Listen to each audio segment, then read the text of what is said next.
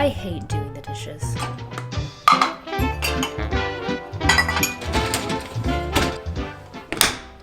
If you know me, you know that since I was at least 10 years old, I've struggled with severe yet unexplained back pain that's exacerbated by anything, and that includes the dishes.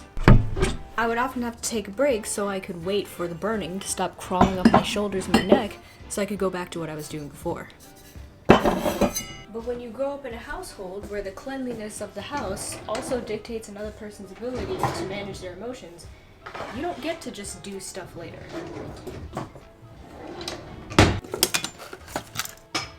It has to be done right now, all at once, or somebody else doesn't feel good.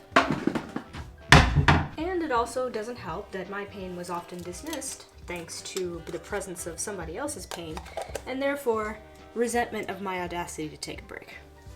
In my family, the concept of doing stuff now so you didn't have to do it later held more weight than understanding the reason why you were doing the thing. They were more interested in just getting it out of the way because they didn't want to have to deal with it anymore, rather than recognizing that some of these things are just always going to need to be done. So because they will always exist, it is truly okay to just let yourself do it when you have the wherewithal to do it. It became a very toxic outlet for emotional release in my family, which drove me away from it more and more. Everybody has their limits, and me hitting mine resulted in me almost never doing the dishes. The stress of it all meant that the only time I ever actually did the dishes was when I was home alone. I mean, I'd be singing K-pop to the top of my lungs and everything. But after a while of not having to deal with that stress because they stopped nagging me about it, I not only started doing them more often, home alone or not, but I actually created a system for doing them that makes me almost not hate doing the dishes anymore.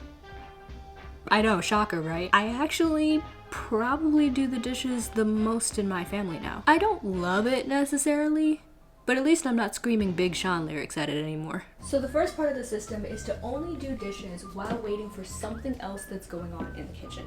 So if I've got food that I'm warming up or I've got something that I'm cooking or baking, I only do the dishes during that time. The second part of the system is to not force myself to unload it all at once unless momentum allows for it.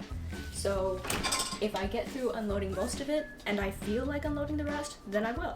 Otherwise, it'll stay there either until I finish eating or come back downstairs for another meal.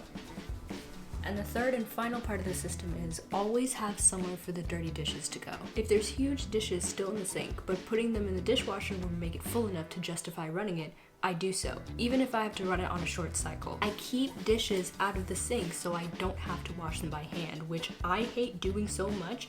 I will literally unload an entire dishwasher full of clean dishes just so I don't have to wash anything by hand. It's that serious for me. As soon as I'm done eating, I rinse as much residue off the plate as I can, and it goes in the racks. This makes it so I'm really never doing dishes anymore, and it also keeps my back from hurting. But also, the sink is always clean. And magically, nobody has anything to say about it anymore. Isn't it amazing what people can get done when they're not stressed unnecessarily?